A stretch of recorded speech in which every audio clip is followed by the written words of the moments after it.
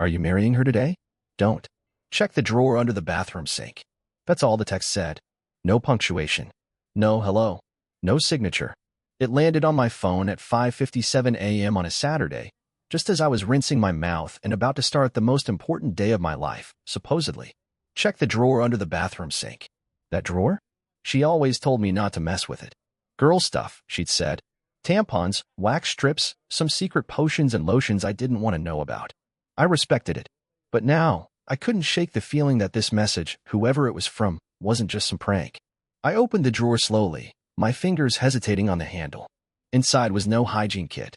What I saw first was a small velvet pouch. Burgundy. No label. No drawstring. I opened it. A key card fell out, Embassy Suites, Scottsdale. The second thing was a perfume bottle, sleek, gold-trimmed, expensive. I know because it didn't smell like the kind Jenna wore around me. This one was musky. Seductive. Like the kind you wear to impress someone new.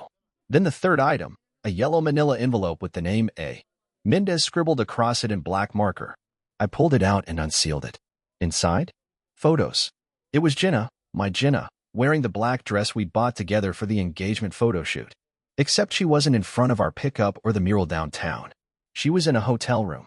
And not alone. A man I didn't recognize had his arm around her bare shoulders. His other hand was on her thigh. She was laughing, holding a wine glass. Her mouth open, neck tilted, like she had never been happier. The next photo was worse. Her in a bathroom mirror, without anything. Hair wrapped in a towel. One hand holding her phone, the other making a peace sign. Across the mirror, in lipstick. For you, Poppy? The date printed in the corner, April 29th. 3 weeks ago. The sun hadn't broken over the ridgeline yet. He was already crouching outside the screen door like it had something to prove. It was May in Silver Bluff, and I was getting married in 6 hours to Jenna Breyer. Or at least, that's what I believed when I went to sleep. But now, holding my phone and staring at that message, I started to feel something strange. Like a hum in the drywall, or when you walk into a room and forget why you came in. A warning. One that buzzed deeper than nerves or pre-wedding jitters. That was the weekend she told me she was detoxing with the girls in Sedona. She said she needed the space to clear her spirit before the ceremony. I sat down on the edge of the bathtub, heart thudding. My hands weren't shaking yet. They were too cold for that. There were more photos. Her in Scottsdale. Her kissing this man outside a spa. Her poolside with sunglasses I'd never seen and legs across his lap. I kept flipping through, half numb, until I found the worst of it. A printed email. From her Gmail. To a burner address. He's got no clue. Still thinks I'm his future. Cute. After the wedding, Arizona law makes it simple. I file under community property, get my cut of the shop, truck, and half his 401k. You and me split it clean. Meet me in Santa Fe by July. I dropped the envelope on the tile. The shop? She meant Hale Electric. My shop? The one I built with my father's tools and my brother's old ladder. The one where I fell off a scaffold in 2014 and still showed up the next day with stitches in my arm. The one I almost lost during the recession until I sold my truck and took night calls to keep it open. She was planning to gut it. Like it was just another part of her honeymoon itinerary. I stood, walked to the sink, gripped the edge with both hands. In the mirror, I looked like a man I didn't recognize. Then I reached under my shirt and pulled out the rusted dog tags around my neck. My dad's. His blood had dried on them once. He kept them through Korea, through raising 2 boys alone, through cancer. I wore them every day. They had more integrity than the woman I was about to marry. I called Cade. He answered like he'd been awake. You saw it, he said. I saw it. Who sent it? No clue. Doesn't matter. You calling it off? I paused. No. I'm still going. He was silent. Easton, you. I'm not letting her run the show. Not after this. A long exhale from his end. All right, he said. What do you need? The next 3 hours passed in warm mode. I scanned everything, photos, emails, receipts. Backed it all up. Saved it on a flash drive I kept on my key ring. Labeled the folder, Jenna, Truth. Then I called my cousin Trish. She worked at a local AV company. Said she owed me for fixing her AC last summer. Can I borrow a projector and screen? For your wedding? Not for it. For the ending. Silence. Then, pick it up in 30. By 10 a.m., I was dressed. Not in the pale gray tux Jenna picked out. I wore jeans, my work boots polished, and a button-down shirt that still smelled like woodshop. My dad's old blazer on top. No boutonniere. And the dog tags, shining dull against my chest. The venue was packed. A barn-style chapel on Ridgeview, with folding chairs and hanging lights. People from all over, her co-workers, my union buddies, my Auntie Doreen who made potato salad for every funeral and wedding in Silver Bluff. Cade met me at the parking lot with the gear. "You sure about this?" he asked. "Dead." He nodded, jaw tight. "Where do you want the screen?" "Right behind the altar." At 11:55 a.m., the music started. Everyone stood. Her bridesmaids came down the aisle. Then a Jenna. White dress. Long train. Designer heels. Big smile. But to me, she looked like a rattlesnake in silk. She walked toward me slow, like she knew she had me. But she didn't. She took my hand. Whispered, "You look handsome." I smiled. "You too." She had no idea. The officiant welcomed everyone. Did the opening prayer. Read from Corinthians. Then looked to Jenna. She delivered her vows like a Hallmark actress. Talked about loyalty. About honesty. About building a life on truth. I nearly laughed. When it was my turn, I nodded to Cade in the back. He hit the remote. And the first image blinked onto the screen behind us. The crowd gasped. It was the mirror photo. Jenna turned around. Saw it. Stumbled. Next image. Her in Scottsdale, with her legs across Mendez. Then the email. Each word in bold black. Cute. I file under community property. Gasps turned to murmurs. Aunt Doreen said, "Lord, have mercy." Jenna turned to me. Face pale. I can explain." I stepped away. "No need." I turned to the crowd. "I won't be saying vows today, but I will be leaving with my dignity. And my shop." And then I walked. Through the gravel lot. Into the heat. And I didn't stop walking until her voice, her lies, and the sound of applause turned into dust behind me. I didn't drive away. Not right away, anyway. After I left the barn, after the gasps, the projector, the silence that hit like a brick wall, I just walked. Past the rows of folding chairs. Past the rust-colored gravel where I'd parked that morning. Past the cluster of shocked faces, some still frozen in disbelief, others pretending to check their phones like it hadn't happened. My boots made a crunching rhythm as I hit the shoulder of the road outside the venue. The sun was fierce, no clouds to speak of. Asphalt shimmering. But I didn't care. All I heard was the echo of my own heartbeat, pulsing behind my ears. Tried to hollow me out, legally, emotionally, publicly, and smile while she did it. But I walked away, still holding something she never could steal. My damn soul. I ended up sitting on the tailgate of my truck, parked down by the old cottonwood tree where we'd planned to take post-ceremony photos. The dog tags were cool against my chest now, my shirt damp with sweat and adrenaline. A few people filtered past me. Some kept their heads down. Others gave me nods, sympathy-laced and unsure. One of the groomsmen, Wyatt, walked up and handed me a bottle of water. "You all right, man?" "I will be." He hesitated. That was something. "Yeah." He looked down at the gravel. "You did the right thing." I nodded. "Then why do I feel like I got kicked in the ribs by a bull?" He didn't answer. Just patted my shoulder and walked back toward the building. 10 minutes later, Cade showed up. He had the projector under one arm and the screen stuffed in the backseat of his SUV. He climbed into my truck like he belonged there and cracked open a can of lukewarm soda. "You broke the internet. You know that?" I raised an eyebrow. "Someone live-streamed it," he said, gesturing with his chin toward the barn. "People are already texting me screenshots." Jenna's face mid-slide. It's viral in Silver Bluff terms. I didn't smile. Didn't feel like something to laugh about. She said she loved me last night. Yeah, sociopaths do that. I looked out toward the ridge where the desert stretched wide and mean. She had it all planned, I said quietly. Flight confirmations, burner phone, backup email addresses. She didn't just fall into it. She designed it. Cade was silent for a long time. Then he said something that stuck. "Yeah, but you designed your way out. We didn't go straight home. I needed space. Distance. A place that didn't smell like her hairspray or remind me of the vows I never got to speak. So we drove to the canyon overlooked just past Copper Ridge. Parked. Left the windows down. You could see for 20 miles from up there. Earth cracked and red, the sun bruising its way down behind the buttes. The kind of place that reminds you how small people really are. I got out and leaned on the railing. Let the wind hit me. That's when Cade asked, "You gonna tell the cops?" I blinked. "Cops? For what?" "What she did, planning to steal your assets, using your trust for financial gain. It's fraud. If nothing else, they'll slap her with something." I shook my head. "I'm not interested in revenge." "Then what?" I stared out at the sky. "Truth," I said. "That's all. Truth is louder than any punishment." When I got back to my house that night, I expected empty. But Jenna had already been there. She'd cleared her side of the closet. Her makeup was gone from the bathroom. Her perfume, her robes, her silk pillowcase, everything had vanished. Except one thing. On the kitchen table, a note. Folded. Tidy. Pink stationery with little gold hearts. Easton. I'm sorry you found out that way. I never meant to hurt you. I loved you in my own way. But you were never enough.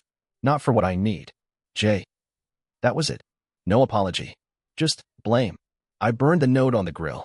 Watched the edges curl black and disintegrate into ash. Then I sat outside with a beer and my feet on the rail, letting the silence crawl into my lungs until I could almost breathe again. I stayed out there until the desert went fully dark. The only light left was the glow of my phone screen. A message. Blocked number again. Same one from before. But this time, a sentence that turned my blood colder than anything Jenna had ever said. She wasn't the only one. Someone close to you helped her. I sat up straight, heart slamming. I texted back. Who? No response. I waited. 5 minutes. 10. Then the screen lit again. Check your office. Look for the red ledger. That was all. I went inside. My home office wasn't much, just a metal desk, a wall of tools, and a file cabinet Jenna never touched. At least, I thought she didn't. But in the second drawer, under my invoices and receipts, was a red ledger notebook I hadn't looked at in months. Something I used back when I was first tracking expenses for Hale Electric. I opened it, flipped through pages until I saw it.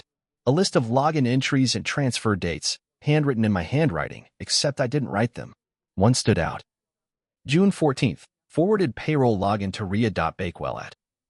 Rhea, Jenna's best friend. The one who always smiled too much. The one who said she was obsessed with our relationship. The one Jenna claimed was helping her plan the honeymoon. She wasn't just a bridesmaid. She was the leak. She'd helped Jenna access my finances. Possibly more. I closed the notebook slowly. Sat down in the desk chair. The dog tag slid against my chest again, quiet and metallic. I wasn't just betrayed by my fiancé. I'd been played by someone inside the wire. And now? Now I had to find out just how deep it went. People talk about betrayal like it's a single cut. But it's not. It's 1,000 little splinters under the skin. It's not just the lies they told. It's the lies you swallowed, the moments you ignored your own instincts, the way you stood there smiling in pictures with someone who was already halfway out the door. And it's not always strangers who help them. Sometimes, it's the people closest to you. I should have known about Rhea. She was always there. At brunches. At game nights. At our backyard fire pits, laughing at Jenna's jokes, slipping me suggestions about the wedding registry or the kind of ring Jenna really wants. I thought she was just a friend.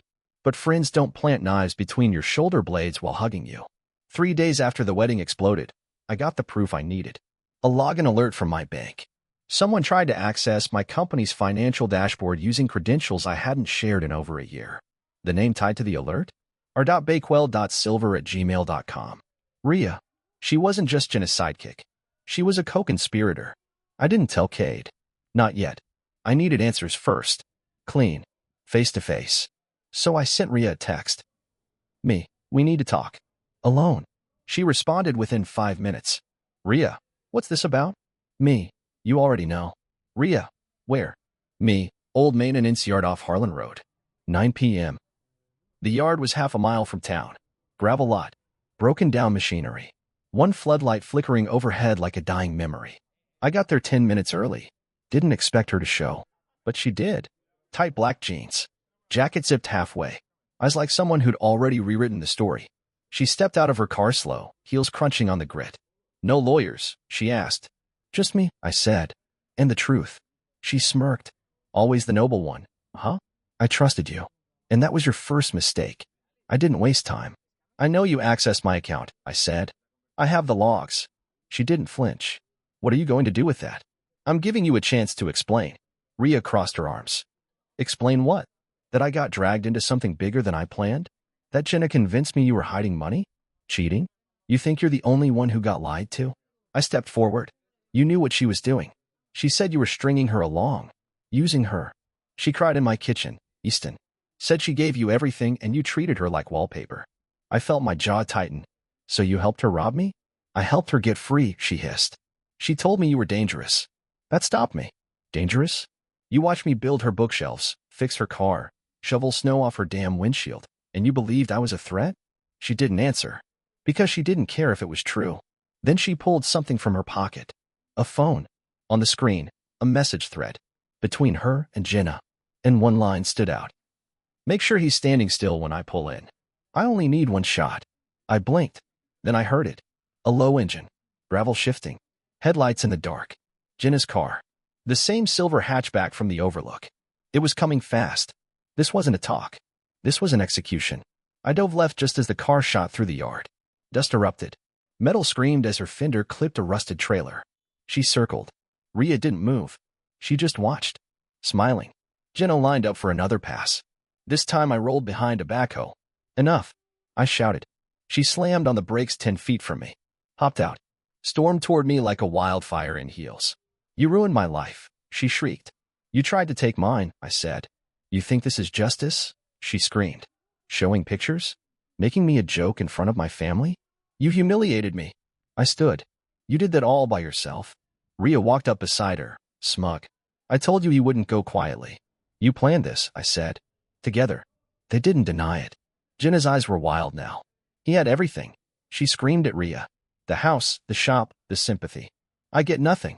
You get the chance to walk away, I said, voice low. Or what? She spit. I didn't answer.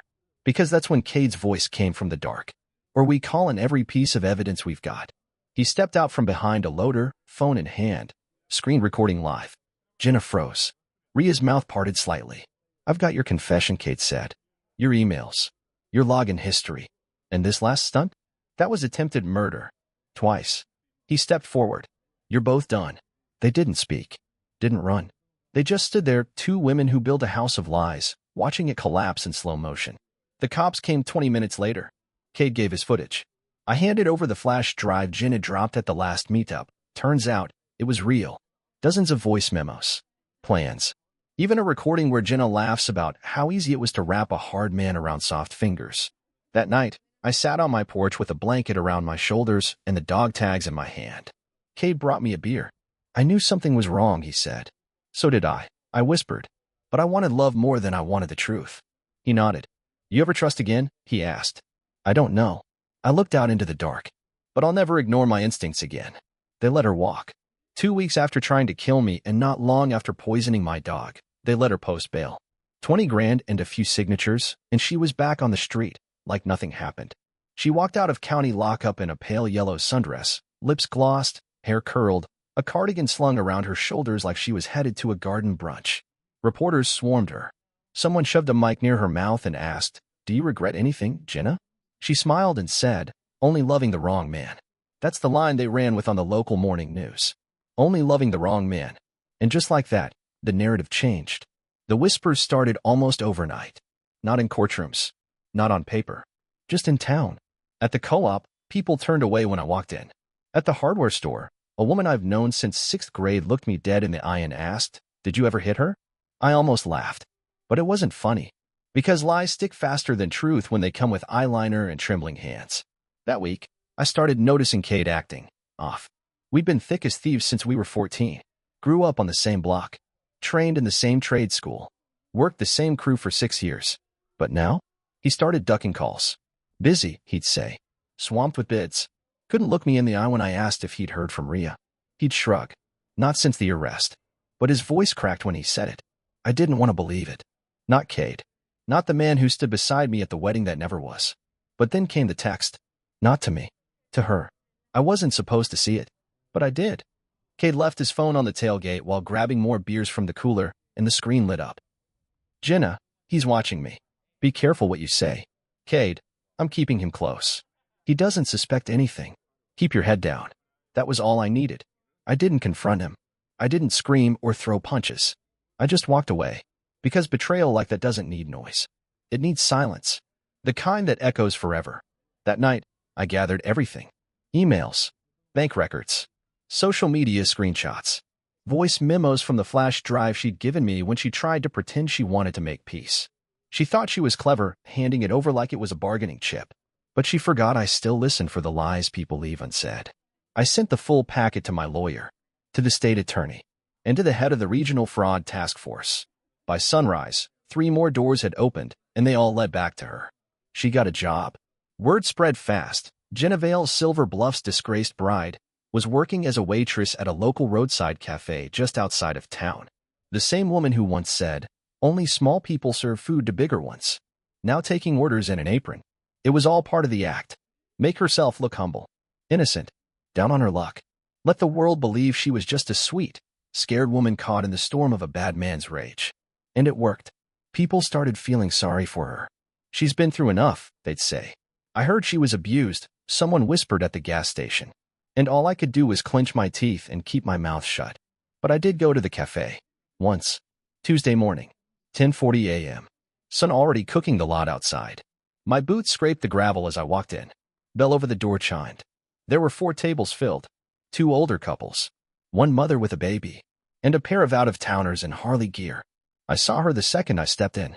Hair pulled back. Apron tied neatly. Holding a coffee pot. She turned. Froze. Eyes locked with mine.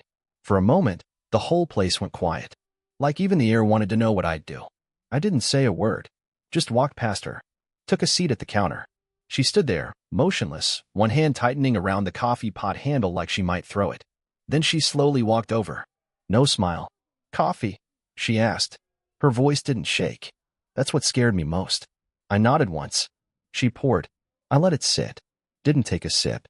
She hovered for a second too long. Maybe waiting for me to speak. To yell. To curse. But I didn't. When the check came, she laid it down gently in front of me like I was made of glass. I left cash. Just enough to cover the bill. $1 tip. And on the dollar it was written, "That's how much you're worth." She didn't follow me out. But I saw her reflection in the glass door as I left. Her hand hovered over the coin like it might burn her. Good. That night, I sat under the mesquite tree in my backyard. Buckshot's grave was there. Still fresh. Wind chimes clinked gently overhead. A sound I used to associate with peace. Now it just reminded me that some things never stop spinning. Revenge wasn't what I wanted anymore. Correction was. Balance. Truth that couldn't be bent by tears, curled hair, or a waitress apron. And if that meant burning everything down, then I'd do it one controlled ember at a time. I didn't sleep the night before it happened. Not even a wink. I sat on the edge of my bed in my old cotton sleep shirt, with a half-cold cup of coffee in one hand and my father's dog tags in the other, rolling the chain between my fingers like a man thumbing through memory. I watched the trees out the window, watched the desert sit still in that dark hush just before morning. There was a calm in the air, but it wasn't peace. It was the kind of stillness that comes before the ground splits open, the kind you feel before something breaks. I knew what I was about to do, and I knew I'd never come back from it the same. This wasn't a scream. It wasn't a slap. It wasn't revenge like the kind you see in movies. No punches. No weapons. Just pages. Ink and screenshots. Memories turned into evidence. Truth put on display. When Jenna got out on bail, she didn't shrink like most guilty folks do. She bloomed. Started showing up around town with that sugary sad expression like she'd just survived the Titanic. Hugged people. Smiled soft. Gave out candles with ribbons and little poems. She even helped organize a spaghetti fundraiser for the Silver Bluff firehouse. Like she hadn't poisoned my dog. Like she hadn't tried to ram her car through my ribs. Like she hadn't lied to my face every single day for 3 years while cheating, stealing, and calling me an idiot behind my back. People looked at her like she was working on herself. She's healing, they said. She's doing better. She's finding her way. And maybe that was true. But if the lie doesn't die in public, it doesn't die at all. So I stopped trying to heal in silence. And I decided to finish what she started. Spring Revival Weekend was coming up. It's a big deal in Silver Bluff. Carnival rides. Food trucks. Bake-offs. Vendors. A live band. Every family in town shows up. Old-timers bring out their lawn chairs. The sheriff shakes hands. The local teens sneak beer behind the hay bales. And I knew she'd be there. She and Rhea had rented a booth. Candles and healing sprays. The same booth she bragged about 2 weeks earlier at the diner to a woman who didn't even ask. "This'll be my restart," she said. No, it was going to be her reckoning. For the next 2 weeks, I worked like I had something to prove. And maybe I did. I went through every email, every voicemail, every forwarded message, every payment she skimmed off Hale Electric. I built a timeline, cross-referenced phone data, backed up the voice memos she once left on that flash drive she'd tossed at my feet like it was a bluff. I printed screenshots of her messages to Rhea and Kate, pulled bank transactions. I even got a notarized letter from her former employer about the reason she was fired. But I didn't stop there. I organized it into a booklet. Clean. Professional. Title: What You Didn't Know About Jenna Vale. Subtitle: A Timeline of Deception by the Man Who Lived It. Inside, sections like What She Said versus What She Did. Message threads detailing her double life. Financial theft from my business accounts. The vet report that confirmed the poison in buckshot system. Her employer's letter terminating her for willful misconduct and deception. I printed 150 copies. Glossy covers. Stapled. Neat as a court file. Not out of spite. Out of self-defense. Because if people kept calling me the villain in her story, I wanted them to read the real plot. The morning of the revival, I was up before the sun. Shaved. Dressed in clean denim and my navy Carhartt. Old boots. Nothing flashy. I loaded the box into the truck and drove to town. Parked near the square. Kate texted me twice that morning. You sure? Feels like a lot. He was still trying to act like he had a foot in both worlds. But a man who sits in the middle when there's a fire, he's not neutral. He just doesn't want to get burned. By 9 a.m., the square was buzzing. Kids laughing. Balloons floating. The air smelled like cinnamon and fried sausage. Jenna stood at her booth near the fountain. White lace dress. Loose curls. Lip gloss. Her booth had flowers and white candles labeled Tranquility, Cleansing, Peace Bloom. She smiled at every customer. Tucked her hair like she was shy. But I knew that smile. It was the one she wore before she stabbed you with a sentence. At 10:15, I set up my table. Just a plain folding one. Placed the box in the middle. Opened the lid. Spread out the booklets. Mrs. Donnelly stopped first. She flipped to page 6. Paused on a transcript of Jenna laughing over the phone with Rhea. He's so dumb. I could walk out with his dog and he'd offer me gas money. By 10:40, 10 more people had taken copies. Then 20. Then a teenager started reading excerpts into a live stream. At 11 o'clock, Jenna noticed. She walked over. Slow at first. Then faster. What the hell is this? She snapped. I didn't stand. Just looked up. She picked up a copy. Flipped to the financial section. Read a line. Froze. You made this all up. No. You did. This is slander. It's documented. Her voice rose. You can't humiliate me like this. In front of everyone. You did that when you thought no one was looking. She dropped the booklet back on the table like it burned her fingers. This is who you are now? Bitter? Cruel? This is who you are, Jenna. I just turned on the lights. She turned to the crowd that had gathered. He's lying, she yelled. He twisted everything. Someone asked, did you really say you'd poison his dog? Jenna spun back to me. You want applause for surviving me? You want sympathy because you were blind? You were boring, Easton. You were easy to fool. That's on you. I stood. Held up one last booklet. Read aloud. If I time it right, the breaks won't look suspicious. Gasps. A woman clutched her chest. A teenager filmed. Someone whispered, she really said that? Jenna's face twisted. You think this makes you better than me? No, I said. It just makes you seen. She lunged for the book. I let it fall. She picked it up. Hands shaking. Mascara running. Mouth twitching like she wanted to scream and couldn't find the words. I hate you, she said. That's the one thing you've said that's honest. By noon, her booth was gone. Candles abandoned. Table empty. Rhea never showed. Jenna walked out with her hair frizzing in the heat, her lipstick smeared, and the truth clinging to her like ash on lace. That night, I sat on the back of my truck. Watched the sky go orange. Watched the wind move through the trees. Didn't feel joy. Didn't feel power. Just peace. Back home, I hung up my hat. Touched Buckshot's leash on the hook. Pressed my father's dog tags to my chest. And for the first time in a long time, the quiet didn't hurt. It felt earned. After the spring revival, after I dropped the truth on Jenna's head in front of half the county, the world didn't stop. It just moved around me. The local paper never wrote about it. Nobody posted anything public. But people whispered. When I walked into the hardware store, folks made room. One woman touched my arm in the produce section and said, I'm sorry. I didn't know what she was. And I said, I didn't either. Within a week, Jenna vanished. Not just from town, but from everything. They evaporated. Which is how you know the guilt was real. Liars yell. Manipulators defend. But the worst ones? They disappear. Because deep down, they know. The final, quiet sucker punch. It arrived like everything else lately, without warning. A manila envelope. No return address. No note. Just a pile of paper clipped tight. Inside, a driver's license from New Mexico. A lease agreement in Santa Fe. An Oregon bank account tied to a company I'd never heard of. All under the name, Julia Green. The photo on the ID? Jenna. Hair darker. Smile smaller. Same eyes. She wasn't just cheating or lying or manipulating. She was building another life, another name, another home, a whole new identity. And she hadn't even finished with this one yet.